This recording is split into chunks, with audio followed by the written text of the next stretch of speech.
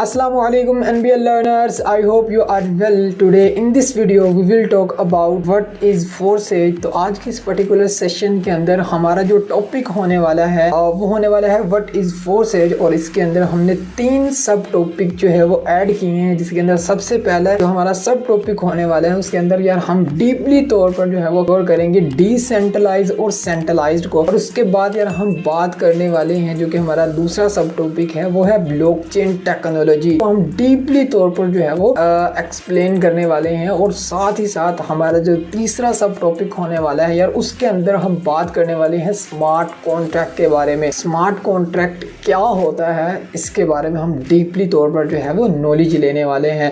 तो make sure कि अगर आपने इन तीनों चीज़ों को जो है वो अंडरस्टैंड कर लिया तो स्क्रीन पर चलते हुए नंबर पर आप ज़रूर कॉन्टैक्ट करेंगे और इंशाल्लाह हमारी टीम का हिस्सा बनेंगे, ताकि आप भी जो है वो बहुत जल्दी जो है वो ग्रो कर लें। तो मेक श्योर कि आज के इस पर्टिकुलर सेशन के अंदर मैं आप लोगों को कुछ नॉन वर्किंग इनकम दिखाने वाला हूं, जिन्होंने ज़्यादा यहाँ इस प्लेटफॉर्म के ऊपर काम नहीं किया बट फिर भी उनकी अर्निंग बहुत ही अच्छी है।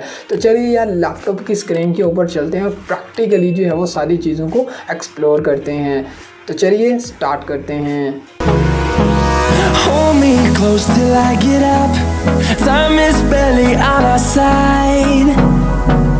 I don't wanna waste what's left. The storms we chase. यार हम आ चुके हैं हमारे लैपटॉप की स्क्रीन के ऊपर और जल्दी से हम अर्निंग देख लेते हैं। उसके बाद यार हम अपने टॉपिक को स्टार्ट करेंगे। तो यहाँ पर आपने टाइप करना है forsage.io। यहाँ पर आपने लॉगिन के ऑप्शन पे क्लिक करना है, लॉगिन टू BUSD के ऑप्शन पे क्लिक करना है। उसके बाद कुछ इस तरीके का इंटरफेस आएगा। तो यहाँ पर यार जो है वो अपने ID नंबर जो है वो डालनी है। उसके बाद देन आपने प्रीव्यू के ऑप्शन पे क्लिक करना है और यार कुछ इस तरीके का इंटरफेस आप लोगों के पास जो है वो ओपन हो जाएगा, यानी कि डैशबोर्ड ओपन हो जाएगा। यहाँ पर मैं आप लोगों को इन सर की जो है वो अर्निंग जो है वो बताऊँगा। अगर मैं आज की इनकी सिंगल डे की अर्निंग की अगर मैं बात करूँ तो 165 BUSD की यहाँ पर जो है वो ये अर्निंग कर चुके हैं। अगर मैं यहाँ पर बात करूं तो ये PKR के अंदर कितने बनते हैं, यहाँ पर मैं आप लोगों को नेक्स्ट टैब के अंदर जो है वो ओपन करके बताने की कोशिश करता हूँ कि BUSD के अंदर ये PKR के अंदर जो है वो कितनी अमाउंट बनती है। अगर मैं यहाँ पर आप लोगों को जो है वो हाईलाइट करके बताऊँ तो ये मेरे पास लगभग जो है वो 46,777 रुपये जो है वो PKR के अंदर जो है वो बनते हैं। मेक श्योर कि यार ये वाली जो IDs मैं आप लोगों को क्यों मेंशन करवाता हूँ, यहाँ पर जो है लोग तो यहाँ पर जो है वो करोड़ों रुपये भी अर्न कर रहे हैं, लाखों रुपए भी अर्न कर रहे हैं, 15-15 लाख की लोगों की एक दिन की यहाँ पर जो है वो अर्निंग होती है। तो मैं यार आप लोगों को 50+ 80+ के अंदर क्यों ये अर्निंग दिखाता हूँ यार, मेरे ये जो है वो दिखाने की कोशिश मैं इसलिए करता हूँ क्योंकि यार अगर फॉर एग्जांपल आप जॉब होल्डर हैं या आप जो है वो टीचिंग करते हैं या आप कोई भी जॉब वगैरह करते हैं या कोई भी फ्रीलांसिंग आप करते हैं, ठीक है, तो मेक श्योर कि यार आप वहाँ पर भी तो इतना टाइम देते हैं ना, और उसके बाद फिर जाकर आपको मंथ के बाद जो है वो आपको यार 30 से 35 हज़ार मिलते हैं। अगर यार उसी जॉब को करते हुए अगर यार आप इसको जो है वो आप उस दिन के अंदर जो है वो अपने 50 मिनट भी दो ना, तो यार आपका एक यहाँ पर जो है वो एक सेकंड अर्निंग रिसोर्स बन जाएगा। अगर आप यार इस प्लेटफॉर्म को थोड़ा सा टाइम देते हो तो ठीक है यार, आप भी इतनी अर्निंग जो है वो कर सकते हो 1 डे के अंदर, ठीक है। यार बताने का सिर्फ मकसद यही था, ठीक है। चलिए यार अब हमने अर्निंग तो देख ली है, अब यार हम अपने टॉपिक को स्टार्ट करते हैं, जिसके अंदर यार हम डीपली तौर पर जो है वो अंडरस्टैंड करने की कोशिश करेंगे कि एक्चुअली forsage क्या है, काम किस तरीके से करता है, ठीक है। फिर इसके अंदर यार 3 मेजर जो है वो कॉन्सेप्ट आ जाते हैं। डिसेंट्रलाइज आ जाता है, उसके बाद ब्लॉकचेन टेक्नोलॉजी आ जाता है, स्मार्ट कॉन्ट्रैक्ट आ जाता है। यार इन तीनों कॉन्सेप्ट को समझना हमारे लिए बहुत ज़रूरी है अगर हमें इस बिजनेस को कर रहे हैं, क्योंकि यार जब हम प्रोस्पेक्टिंग करेंगे ना, बहुत ज़्यादा सारे लोग जो है वो हमें फेक बोलने की कोशिश करते हैं, बहुत ज़्यादा सारे लोग जो है वो हमें ही उल्टा समझाने की कोशिश करना शुरू कर देते हैं। तो उनके जवाब के लिए अगर आप ये चीज़ें उनको अंडरस्टैंड करवाएंगे ना, तो वो आपके साथ 100% जो है वो ज्वाइन भी करेंगे, आपके साथ बिजनेस भी स्टार्ट करेंगे और आप वहां से अर्निंग भी करेंगे। तो यार ये चीज़ अगर आप लोगों ने अच्छे तरीके से अंडरस्टैंड कर ली तो आप ये डिसीजन कर सकोगे कि मुझे यार जो है वो सेंट्रलाइज प्लेटफॉर्म को ज्वाइन करना चाहिए या डिसेंट्रलाइज प्लेटफॉर्म को ज्वाइन करना चाहिए, या मुझे इस प्लेटफॉर्म को ज्वाइन करना भी चाहिए या नहीं करना चाहिए, या ये प्लेटफॉर्म फेक है या रियल है। ये सारे कॉन्सेप्ट यार जो भी पीछे आपने जो है वो थोड़ी बहुत लर्निंग की है, आज अगर आपने इन तीनों कॉन्सेप्ट को समझ लिया तो मेक श्योर मुझे 100% गारंटी है कि यार आप इस प्लेटफॉर्म को लाजमी ज्वाइन करेंगे। आगे चल के जब हम इनकी प्रोग्राम्स की बात करेंगे बेशक उस टाइम तो फिर आपका पक्का है ना कि आप इस बिजनेस को जो है ज्वाइन कर जाएंगे इंशाल्लाह, मुझे उम्मीद है। क्योंकि यार एक नॉर्मल पर्सन यहाँ से अगर 50+ की अर्निंग कर रहा है ना पैसिव इनकम, यार हम भी कर सकते हैं। उसके बाद यार अगर हम बात करें व्हाट इज फोर्सेज, फोर्सेज क्या है, यहाँ पर काम किस तरीके से होता है, तो वो कहता है जी forces is a decentralised blockchain platform that operate on the Ethereum network and use a smart contract to automate transaction. बताने की कोशिश ये करता है कि फोर्सेज जो है वो एक डिसेंट्रलाइज्ड प्लेटफॉर्म है, डिसेंट्रलाइज्ड ब्लॉकचेन प्लेटफॉर्म है जो कि काम करता है इथेरियम नेटवर्क के ऊपर और जो है वो इस्तेमाल करता है किसको, स्मार्ट कॉन्ट्रैक्ट को ट्रांजैक्शन करने के लिए। फिर वो कहता है कि it is the type of network marketing programme also know as multi level marketing MLM that allow participant to earn crypto currency by referring other to the programme. बताने की कोशिश ये करता है कि ये एक टाइप है नेटवर्क मार्केटिंग प्रोग्राम की और यहाँ पर जो है जिसको हम यार मल्टी लेवल मार्केटिंग भी बोलते हैं और ये जो है वो यूजर को जो है वो अलाउ करता है कि वो यहाँ से जो है वो क्रिप्टो करेंसी को अर्न कर सकते हैं। उसके बाद वो कहता है जी व्हेन यू ज्वाइन फोर्सेज, जब आप फोर्सेज को ज्वाइन करते हो यू नीड टू पे अ रजिस्ट्रेशन फी, तो आपको यार यहाँ पर एक रजिस्ट्रेशन फी पे करनी पड़ती है which is usually paid crypto currency, जो कि यार क्रिप्टो करेंसी के अंदर होती है। जैसे कि मैंने आपको बताया था प्रीवियस वीडियो के अंदर जब हमें सेशन के अंदर जब मैंने आपको इसकी हिस्ट्री बताई थी तो इसके अंदर कौन कौन सी करेंसी काम कर रही है ये मैंने आपको बताया था, ठीक है, जिसके अंदर TX Tron था, इथेरियम था और साथ ही साथ हमारे पास जो है BUSD था। अगर मैं करंटली बात करूँ ना तो ज्यादातर जो लोग हैं ना वो BUSD को ज्वाइन करते हैं। अब वो क्यों ज्वाइन करते हैं, इसकी मेन रीजन ये है कि यार ये स्टेबल कॉइन है, यहाँ पर थोड़ी कम जो है वो कॉस्ट है हमारी, ठीक है। अगर मैं इथेरियम और TRX पे जाऊँ तो यार उनका रेट बहुत ज्यादा हाई है, इसलिए लोग वहाँ पर जो है वो ज्वाइन नहीं कर सकते। अब यहाँ से हमें अर्निंग किस तरीके से हो सकती है, अब देखो अब आपने इस बिजनेस मॉडल को समझ रहे हैं, ठीक है। जब आप इस बिजनेस मॉडल को समझ जाएंगे तो अल्हम्दुलिल्लाह आप इस बिजनेस को स्टार्ट करेंगे। जब आप इस बिजनेस को स्टार्ट करेंगे, ठीक है, फिर इसके अंदर आप लर्निंग वगैरह भी करेंगे, इसके अंदर प्रैक्टिकली इंप्लीमेंटेशन भी आप करेंगे, मार्केटिंग करेंगे, टूल्स को यूज करेंगे, ठीक है, पोस्टिंग करेंगे, सारा कुछ करेंगे। जब आप इस बिजनेस मॉडल को किसी दूसरे पर्सन को अंडरस्टैंड करवाओगे, किसी दूसरे पर्सन को इस बिजनेस की इंफॉर्मेशन दोगे, इस बिजनेस को दूसरों को पढ़ाओगे, तब जब वो आपके साथ ज्वाइन करेगा तब यहाँ से जो है वो आप अर्निंग जो है वो रिसीव कर सकते हैं, ठीक है। ये इसके काम करने का तरीका। अब यहाँ पर यार कॉन्सेप्ट समझने की कोशिश करिएगा डिसेंट्रलाइजेशन का और सेंट्रलाइजेशन का। यार जो मेन टॉपिक है ना वो डिसेंट्रलाइजेशन ही है। सेंट्रलाइज को मैं थोड़ा सा डीपली नहीं अंडरस्टैंड करूंगा बट डिसेंट्रलाइज को मैं अच्छे तरीके से आपको कवर करवाऊंगा विद एग्जांपल के साथ और इनका यार थोड़ा बहुत हम डिफरेंस बिटवीन भी। अब ये डिसेंट्रलाइज हमारे पास क्या होता है वो मैं आपको अंडरस्टैंड करवाने की कोशिश करता हूँ। कहते हैं ये decentralisation refer to a system or a network that operate without a central authority or a control. यानी कि जो डिसेंट्रलाइज प्लेटफॉर्म होता है वो उनको कोई भी सिंगल अथॉरिटी या कि जो भी सेंट्रल अथॉरिटी होते हैं वो इसको कंट्रोल नहीं कर रही होती। जैसे कि सेंट्रल अथॉरिटी आप गवर्नमेंट वगैरह को ले लें, तो डिसेंट्रलाइज प्लेटफॉर्म होते हैं उनके अंदर जो है वो गवर्नमेंट इन्वॉल्व नहीं होती, ठीक है। उसके बाद अगर मैं बात करूं वो कहते हैं जी इन अ डिसेंट्रलाइज सिस्टम, डिसेंट्रलाइजेशन सिस्टम होते हैं पावर एंड डिसीजन मेकिंग। इसकी जो पावर वो ये कि यार decision making are distributed among all participant. यहाँ पर जो डिसीजन मेकिंग है ना वो ऑल पार्टिसिपेंट को जो है वो डिस्ट्रीब्यूट की जाती है। अब यार हम जो है वो सेंट्रलाइजेशन को समझने की कोशिश करते हैं। वो कहते हैं जी centralisation refer to a system or a network where power and decision making are concentrated in the hand of a single entity or a group. बताने की कोशिश ये करता है कि जो सेंट्रलाइज प्लेटफॉर्म होते हैं ना उसके अंदर जो डिसीजन मेकिंग है वो टॉप मैनेजमेंट करती है, ठीक है। अब यार हम जो है वो इसको एग्जांपल के साथ जो है वो समझने की कोशिश करते हैं। मेक श्योर कि यार आप लोगों को समझ आ जाए, बस मैं तो यही कोशिश करूंगा कि आपको अंडरस्टैंडिंग हो जाए। अब यहाँ पर मेरे पास जो है वो एक NBL प्लेटफॉर्म ओपन, ठीक है, जिसको मैंने क्रिएट किया है मेरे फ्रीलांसिंग प्रोजेक्ट के लिए। यहाँ पर यार मैं डिफरेंट जो है वो अपनी सर्विसेज सेल करता हूँ। जैसे कि मैंने आप लोगों को जो है वो फर्स्ट वीडियो के अंदर बताया था कि यहाँ पर मैं अपनी सर्विसेज सेल करता हूँ, यानी कि अपनी ट्रेनिंग वगैरह मैं सेल करता हूँ। अब ये क्या है, मेरा प्लेटफॉर्म है, ठीक है, जहाँ पर मैं अपनी ट्रेनिंग सेल करता हूँ, ठीक है। अब ये क्या है, एक सेंट्रलाइज प्लेटफॉर्म है। अब यार अगर मैं फोर्सेज प्लेटफॉर्म की बात करूँ तो ये एक डिसेंट्रलाइज प्लेटफॉर्म है। अब हम डिफरेंस करते हैं इनका। अब देखो जो हमारे पास सेंट्रलाइज प्लेटफॉर्म है ना, यहाँ पर क्या है, मैं एक सिंगल पर्सन हूँ, ठीक है। इसको कौन कंट्रोल कर रहा है, मैं कंट्रोल कर रहा हूँ, ठीक है। इसका बैकएंड मेरे पास है, ठीक है। इसको कौन कंट्रोल कर रहा है, मैं कंट्रोल कर रहा हूँ। कौन कर रहा है, मैं कर रहा हूँ। इसके अंदर जो डिसीजन मेकिंग कौन करेगा, मैं ही करूँगा, ठीक है। यानी कि अगर मैं इस आपको बताने की कोशिश करूं कि जो डिसेंट्रलाइज प्लेटफॉर्म होते हैं ना, उसके अंदर यह सबको जो है सबकी परमिशन ली जाती है, लेकिन सेंट्रलाइज प्लेटफॉर्म के अंदर आप मुझे बताएं कि इस प्लेटफॉर्म के अंदर चेंजिंग करने के लिए मुझे किसी की इजाज़त की ज़रूरत है नहीं ना, क्योंकि इसको क्रिएट मैंने किया है, ये सारी चीज़ें मेरी हैं, ठीक है। मैं यहाँ पर अपनी सर्विसेज सेल करता हूँ, मैं चाहूँ सेल करूँ, नहीं सेल करना चाहता हूँ नहीं सेल करूँगा, ठीक है। इस डोमेन के ऊपर मैं अपनी वेबसाइट को रखना चाहता हूँ रखूँगा, नहीं रखना चाहता नहीं रखूँगा, क्योंकि मेरी मर्जी है। लेकिन अगर मैं डिसेंट्रलाइजेशन प्लेटफॉर्म की बात करूँ तो यहाँ पर जो मर्जी वाली बात है ना, वो जितना भी नेटवर्क ज्वाइन हुआ होता है ना, उन सब की मर्जी से कोई ना कोई काम जो है वो होता है। अगर किसी सब की मर्जी नहीं है तो वो काम कभी भी नहीं है, लेकिन सेंट्रलाइज के अंदर मुझे किसी की जरूरत, तो ये चीज़ है अगर आपको अंडरस्टैंड हुआ हो तो, ठीक है। यानी कि यार आप ये समझ लें कि कोई भी एक सिंगल पर्सन किसी भी चीज़ को जब कंट्रोल कर रहा होता है ना, तो वो सेंट्रलाइज होता है। जिसको मेजॉरिटी ऑफ लोग जो है वो रन कर रहे होते हैं या उनकी इजाज़त के बगैर कुछ और हो नहीं सकता, वो हमारे पास जो है वो डिसेंट्रलाइज प्लेटफॉर्म होता है। आई होप यार आप इस चीज़ को अंडरस्टैंड कर गए होंगे, आई होप कि आपको समझ आ गया होगा कि डिसेंट्रलाइज और सेंट्रलाइज क्या होता है। अब यार देखो, इसके अंदर मैं कुछ भी चेंजिंग कर सकता हूँ, यहाँ पर मैं कुछ भी चेंज नहीं कर सकता, क्योंकि अगर मैं इसके अंदर चेंजिंग करूँगा तो मुझे नेटवर्क यानी कि जो मेजॉरिटी है ना उससे परमिशन लेनी पड़ेगी, ठीक है।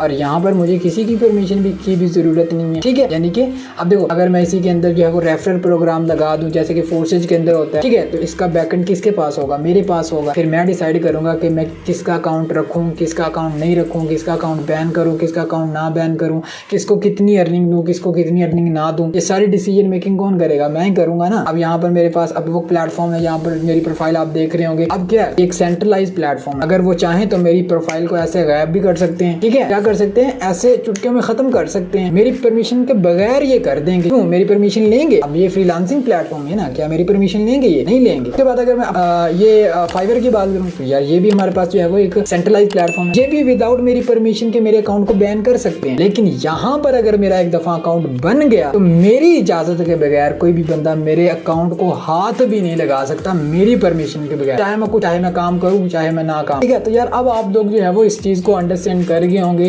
कि डिसेंट्रलाइज क्या होता है, सेंट्रलाइज क्या होता है। अब यार हम ब्लॉकचेन की बात कर लेते हैं। वो कहते हैं जी blockchain are maintain and update by the network of a user. जो यूज़र का जो नेटवर्क होता है इसकी वजह से इसको जो है वो मेंटेन एंड बरकरार रखा जाता है, जो है वो अपडेट किया जाता है, making them centralise and resistant to ownership or a single point of failure attack. This mean, इसका मतलब ये है कि that no single identity control the data. कोई भी सिंगल पर्सन इसके डाटा को जो है वो कंट्रोल नहीं कर रहा होता और कैन मॉडिफाइड, और ना ही इसको चेंज तब्दील कर रहा होता है। It without the network constant, यानी कि आपकी इजाज़त के बगैर, यानी कि जितनी भी मेजॉरिटी ऑफ नेटवर्क इसके अंदर ऐड है उसकी जो है वो परमिशन के बगैर यहाँ पर जो है वो कोई भी चीज़ चेंज या डिलीट नहीं की जा सकती। अब आगे चलते हैं थोड़ा सा और मैं आप लोगों को जो है वो एक्सप्लेन करता हूँ ब्लॉकचेन को। वो कहते हैं जी इन अ ब्लॉकचेन के अंदर, अब देखो ब्लॉक चेन पहले क्या, ब्लॉक यानी कि ये वाली चीज़, अगर मैं आपको बताऊं ये हम ब्लॉक है, एक ये ब्लॉक है और एक ये ब्लॉक है। अब जैसे कि फॉर एग्जांपल हमारे कंप्यूटर के अंदर डिफरेंट जो है वो फोल्डर्स होते हैं। जब एक फुल हो जाता है तो दूसरा हम क्रिएट कर लेते हैं, जब दूसरा फुल हो जाता है तो हम तीसरा क्रिएट कर लेते हैं, लेकिन उनके अंदर जो है वो चेन नहीं बनती। लेकिन यहाँ पर क्या होता है, यहाँ पर ब्लॉक जो है वो एक चेन बनाते हैं, ठीक है। जैसे कि एक जो है वो फुल हुआ, उसके बाद दूसरा क्रिएट हुआ तो वो पीछे वाले के साथ जो है वो कनेक्ट होगा, ठीक है। और जो हमारे पास जो दूसरा वाला, जो दूसरे के बाद जो तीसरा क्रिएट हुआ तो तीसरा वाला दूसरे के वाले के साथ जो है वो कनेक्ट हो गया। इसी तरह जो चौथा बना वो तीसरे वाले के साथ जो है वो कनेक्ट हो गया। इसी तरीके से यार इनकी जो है वो एक चेन जो है वो बनती रहती है, ठीक है। अब वो कहते हैं जी each block of data contain list of transaction, यानी कि जो हर ब्लॉक, एक जो ब्लॉक होता है उसके अंदर जो ट्रांजैक्शन की जो लिस्ट होती है, and once add to the blockchain, जब भी वो जो है वो ब्लॉकचेन के अंदर जो है वो ऐड हो जाती है, can not be modified or delete. ना तो इसको जो है वो चेंज किया जाता है और ना ही जो है वो इसको डिलीट किया जा सकता है। इसने ये बात हमें कंफर्म कर दी कि जब भी कोई डाटा जो है वो ब्लॉकचेन के अंदर आ जाता है तो ना तो उसको डिलीट किया जा सकता है, ना ही इसको जो है वो चेंज किया जा सकता है। अब क्यों नहीं किया जा सकता, इसको हम अंडरस्टैंड करने की कोशिश करते हैं यहाँ पर। अब यार कुछ मेरे पास जो है वो ब्लॉग यहाँ पर अवेलेबल है, यहाँ पर मैं आप लोगों को डीपली तौर पर यार इसका कॉन्सेप्ट जो है वो अच्छे तरीके से अंडरस्टैंड करवाने वाला हूँ। अब यार डाटा हमारे पास क्या होता है, अब यार देखिए मेरे पास पास एक ये ब्लॉग है। अब ब्लॉग जो होता है उसके अंदर क्या होता है, ब्लॉग के अंदर होता है सबसे पहले डाटा, उसके बाद होता है प्रीवियस हैश, उसके बाद होता है करंट हैश। अब यार आप सोचते होंगे कि यार ये डाटा क्या है, प्रीवियस हैश क्या है, करंट हैश क्या है। अब मैं आगे चल के आपको इसको और मजीद एक्सप्लेन करता हूँ। अब देखें हमारे पास जो सबसे पहला ऑप्शन होता है डाटा, ब्लॉग के अंदर सबसे पहले क्या होता है, डाटा होता है। डाटा के अंदर क्या होता है, ट्रांजैक्शन डिटेल होती है, ठीक है। जैसे कि फॉर एग्जांपल मैं आप लोगों को बताने की कोशिश करूंगा यहाँ पर ये। अब यहाँ पर क्या है, मेरे पास जो है वो एक ब्लॉग है, यहाँ पर मेरे पास एक ब्लॉग ओपन है, ये वाला ब्लॉग आप समझ रहे होंगे, ये ब्लॉग है मेरे पास एक। और इसके अंदर क्या है, हर ब्लॉग के अंदर एक, ये देखें ये एक पूरा ब्लॉग है, इसके अंदर क्या है, लिस्ट है इसकी ट्रांजैक्शन की। इसके अंदर क्या है, डाटा है। डाटा के अंदर उसने हमें क्या क्या बताया हुआ है, यहाँ पर उसने सबसे पहले तो हमें आईडी दी है, उसके बाद उसने ये बताया कि इस आईडी के अंदर अभी अभी ना 1 मिनट के अंदर इसको जो है वो 5 USD मिले हैं X4 से। अब यहाँ पर मैं इसको ओपन करके भी आपको बताता हूँ। यहाँ पर देखें, यहाँ पर मैंने वो आईडी डाली, यहाँ पर इसको जो है वो अर्निंग रिसीव हुई है। आई होप कि यार आप समझोगे, ये एक ब्लॉग है हमारे पास, ये जो है वो एक ब्लॉग है। इस ब्लॉग के अंदर ये जो ट्रांजेक्शंस आप देख रहे हैं, जो डाटा देख रहे हैं, ये डाटा यहाँ पर जो है वो ऐड हुआ होता है, ठीक है। पहला हो गया डाटा। इसके अंदर क्या चीजें होती हैं, इस डाटा के अंदर क्या क्या बताया होता है, सबसे पहले तो किसको रिसीव हुए हैं या किसको सेंड हुए हैं पेमेंट, किसको अर्निंग हुई है, ये सारी चीजें होती हैं। फिर वो कितनी अमाउंट थी, कितने मिनट पर उसको रिसीव हुई, ये सारी की सारी जो डिटेल होती है ना, वो इस डाटे के अंदर जो है वो स्टोर होती है, ठीक है। उसके बाद यार अब हम बात कर लेते हैं हमारे हैश के बारे में और प्रीवियस हैश के बारे में।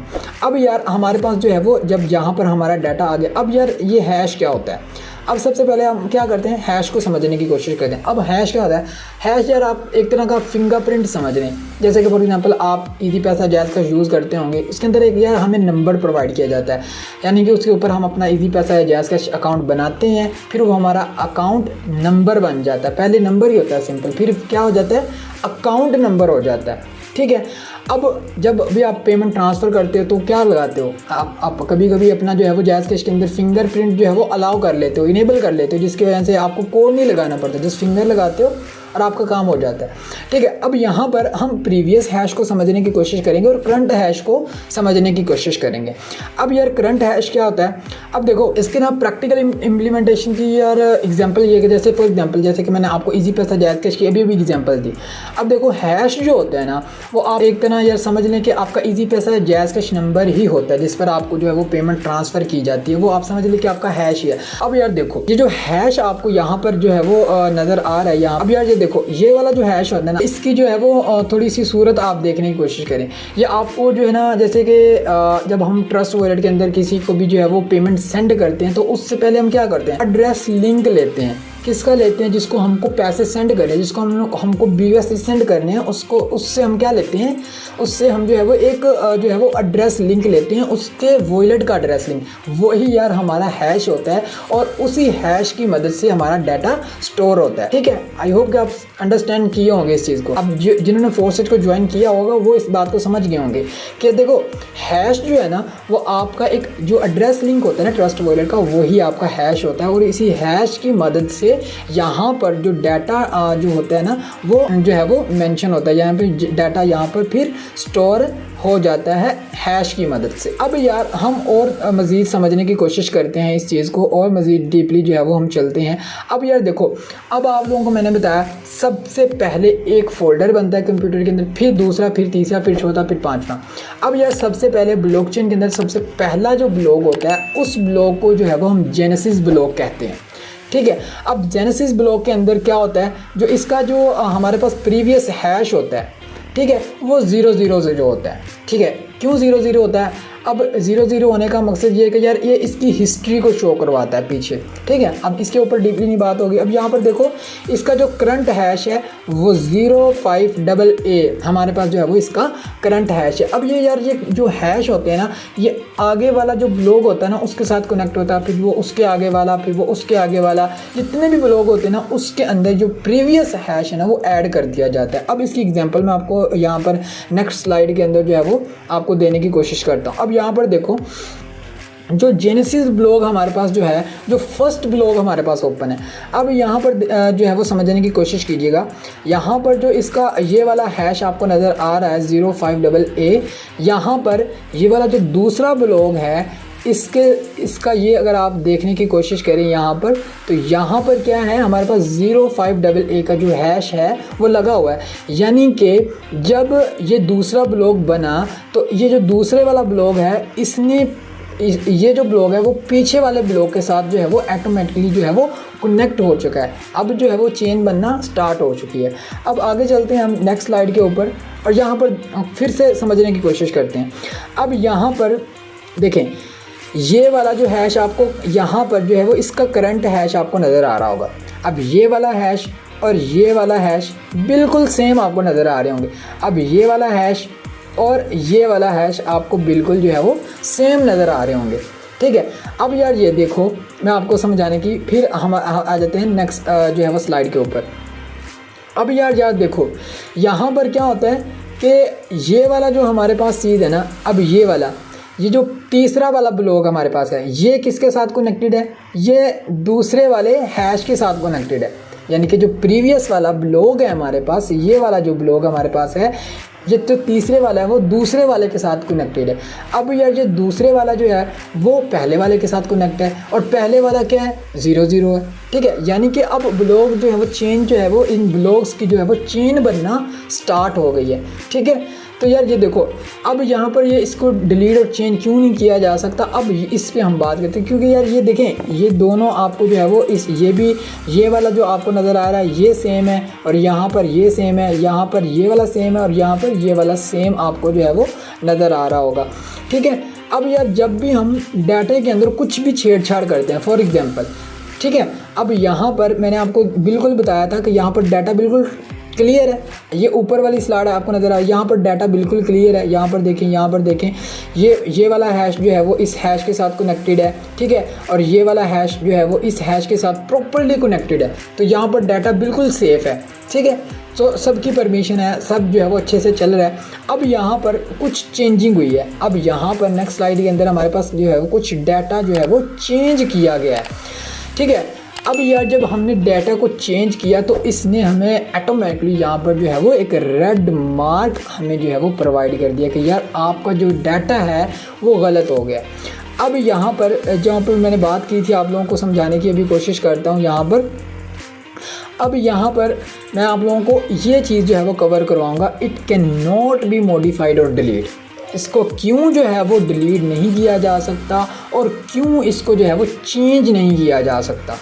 ठीक है, अब यहाँ पर मेरे पास जो है वो ये वाली स्लाइड ओपन है। यहाँ पर मैं थोड़ा सा जूम इन आप लोगों के पास जो है वो इसको कर लेता हूँ। अब यहाँ पर देखो, ये वाली जो स्लाइड आपको नज़र आ रही है इसके अंदर आप लोगों को जो है वो कुछ हैश दिए हैं। अब ये करंट वाला हैश है, ठीक है, और ये प्रीवियस वाला हैश है। ठीक है, अब यहाँ पर क्या हुआ है कि ये वाला जो दूसरा ब्लॉक हमारे पास है ना, ये किसके साथ कनेक्टेड है, पीछे वाले ब्लॉक के साथ जो है वो कनेक्टेड। अगर आप देख रहे होंगे इन दोनों का जो हैश है ना, ये वाला हैश और ये वाला हैश ये बिल्कुल सेम है।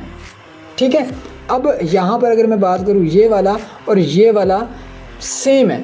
अगर हम इस डाटे के अंदर थोड़ी सी भी चेंजिंग करते हैं, अब क्या करते हैं हम, थोड़ी सी इसके अंदर चेंजिंग करते हैं। अब ये देखो, यहाँ पर हमारे पास जो डाटा अवेलेबल था वो क्या था, 2626, ये हमारे पास डाटा अवेलेबल था।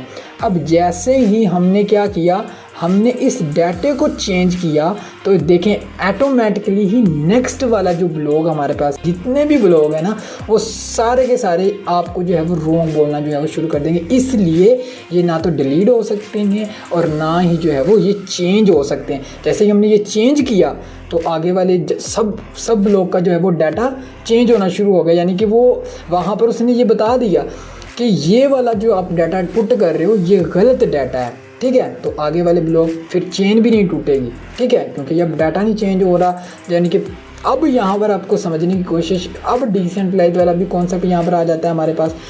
क्या कॉन्सेप्ट आता है कि परमिशन लेनी पड़ेगी। ठीक है, यानी कि अगर आपको इस ब्लॉक के अंदर चेंज करना है ना, इस ब्लॉक को आपको चेंज करना है तो आपको क्या करना पड़ेगा, मेजॉरिटी ऑफ नेटवर्क का आपको क्या करना पड़ेगा, आपको परमिशन लेनी पड़ेगी उनकी कि इस ब्लॉक के अंदर मैं चेंज करूं या ना करूं। अगर द मेजॉरिटी ऑफ द जो मेजॉरिटी है उसका वोट हुआ कि इस ब्लॉक को आप चेंज कर सकते हो, ठीक है, तो फिर यहाँ पर कुछ चेंज हो सकता है, अदरवाइज यहाँ पर चेंज नहीं हो सकता। क्यों नहीं हो सकता ये मैंने आपको बता दिया कि जैसे ही हम यहाँ पर किसी की परमिशन के बगैर डाटे को चेंज करेंगे तो आगे वाले जितने भी हमारे पास लोग हैं वो आपको रेड मार्क दिखा देंगे कि भाई आप हमारी परमिशन के बगैर क्यों डाटे को छेड़ रहे हो। आई बात समझ में?